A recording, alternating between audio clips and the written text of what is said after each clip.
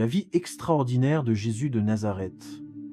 Tout commença dans la ville de Nazareth, quand l'ange Gabriel apparut à une jeune vierge nommée Marie. « Je vous salue, vous à qui une grâce a été faite, le Seigneur est avec vous, lui dit-il. » Troublée par cette apparition divine, Marie entendit l'annonce qui allait changer l'histoire de l'humanité.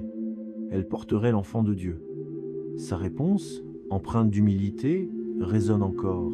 « Je suis la servante du Seigneur, qu'il me soit fait selon ta parole. » Joseph, son fiancé, homme juste et bon, fut d'abord perturbé par cette grossesse miraculeuse. Mais un ange lui apparut en songe, le rassurant. « Joseph, fils de David, ne crains pas de prendre avec toi Marie, ta femme, car l'enfant qu'elle a conçu vient du Saint-Esprit. » Cette promesse divine accomplissait la prophétie d'Isaïe. « Voici que la Vierge concevra et enfantera un fils, et on lui donnera le nom d'Emmanuel. » Le voyage vers Bethléem, imposé par le recensement de l'empereur Auguste, fut éprouvant pour le couple. Marie, sur le point d'accoucher, voyageait à dos d'âne sur des routes poussiéreuses. Dans la ville bondée, aucune auberge ne put les accueillir. C'est ainsi que le Fils de Dieu naquit dans une humble étable, enveloppé de l'ange et couché dans une mangeoire. Elle enfanta son fils premier-né, l'emmaillota et le coucha dans une crèche, parce qu'il n'y avait pas de place pour eux dans l'hôtellerie. Cette nuit-là, les cieux s'illuminèrent. Des bergers veillant leurs troupeaux furent les premiers témoins de ce miracle. Un ange leur annonça : « Ne craignez point, car je vous annonce une bonne nouvelle qui sera pour tout le peuple sujet d'une grande joie. Aujourd'hui, dans la ville de David, il vous est né un Sauveur, qui est le Christ, le Seigneur. » Une multitude d'anges apparut alors, louant Dieu, gloire à Dieu dans les lieux très hauts, et paix sur la terre parmi les hommes qui l'agréent. Les mages d'Orient, guidés par une étoile mystérieuse, entreprirent un long voyage. Ils apportaient des présents précieux, l'or symbolisant la royauté, l'encens représentant la divinité et la myrrhe préfigurant les souffrances à venir. Leur visite au palais d'Hérode déclencha une terrible persécution. Le roi, craignant pour son trône, ordonna le massacre des innocents. Mais averti par un ange, Joseph emmena sa famille en Égypte, accomplissant ainsi une autre prophétie : « D'Égypte j'ai appelé mon fils ». L'enfance de Jésus à Nazareth reste largement mystérieuse, mais les Écritures nous disent qu'il croissait en sagesse, en stature et en grâce, devant Dieu et devant les hommes. À 12 ans, lors d'un pèlerinage à Jérusalem, il étonna les docteurs de la loi par sa compréhension profonde des Écritures.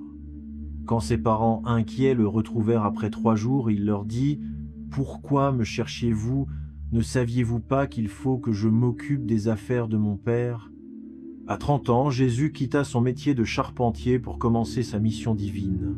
Il se rendit auprès de Jean-Baptiste, qui baptisait dans le Jourdain.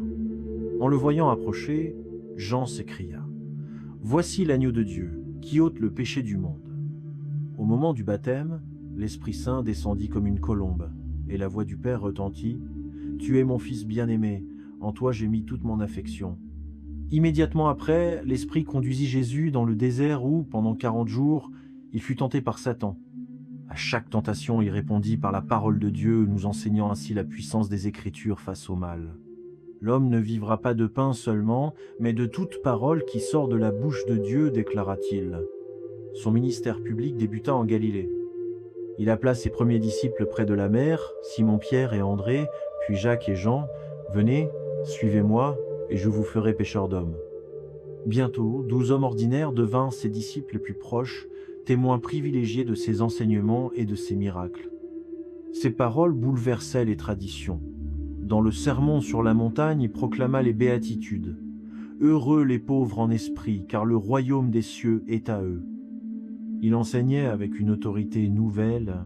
« Vous avez entendu qu'il a été dit, mais moi, je vous dis. » Il révolutionnait la compréhension de la loi. « Je ne suis pas venu pour abolir la loi, mais pour l'accomplir. » Les miracles se multipliaient. À Cana, il changea l'eau en vin. À Capernaum, il guérit le serviteur d'un centurion par sa seule parole. Il calma la tempête, démontrant son autorité sur la nature. Même le vent et la mer lui obéissent.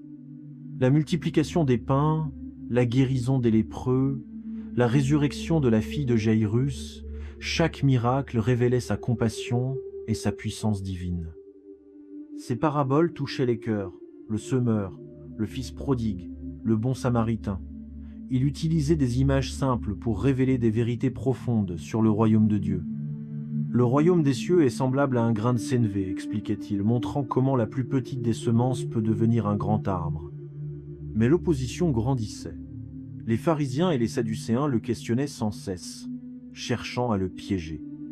Sa réponse restait empreinte de sagesse. « Rendez donc à César ce qui est à César, et à Dieu ce qui est à Dieu. » Il dénonçait leur hypocrisie. Malheur à vous, scribes et pharisiens hypocrites. La dernière semaine fut intense. Son entrée triomphale à Jérusalem sur un ânon accomplissait la prophétie de Zacharie.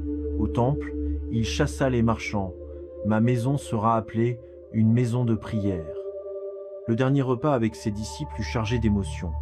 Il institua l'Eucharistie. « Ceci est mon corps. Ceci est mon sang, le sang de l'Alliance. » À Gethsémani, son agonie révéla son humanité. « Mon âme est triste jusqu'à la mort. » Trahi par Judas, arrêté, jugé injustement, il endura la flagellation et les moqueries. Sur le chemin du Golgotha, il dit aux femmes qui pleuraient « Ne pleurez pas sur moi, mais pleurez sur vous et sur vos enfants. » Sur la croix, ces paroles résonnent encore. « Père, pardonne-leur. J'ai soif et enfin, tout est accompli. » Sa mort fut accompagnée de signes cosmiques. Le soleil s'obscurcit, le voile du temple se déchira. Mais la mort ne pouvait le retenir. Le troisième jour, Marie de Magdala découvrit le tombeau vide. Jésus apparut à ses disciples, leur montrant ses plaies et partageant leur repas. Thomas, touchant ses blessures, s'écria « Mon Seigneur et mon Dieu ». 40 jours après sa résurrection, devant ses disciples rassemblés sur le mont des Oliviers, il s'éleva vers le ciel, promettant « Et voici, je suis avec vous tous les jours jusqu'à la fin du monde. » Cette promesse résonne encore aujourd'hui, nous rappelant que l'histoire de Jésus n'est pas simplement un récit du passé, mais une réalité vivante qui continue de transformer des vies à travers les siècles. Cette histoire extraordinaire, transmise depuis plus de 2 millénaires, continue d'inspirer des millions de personnes.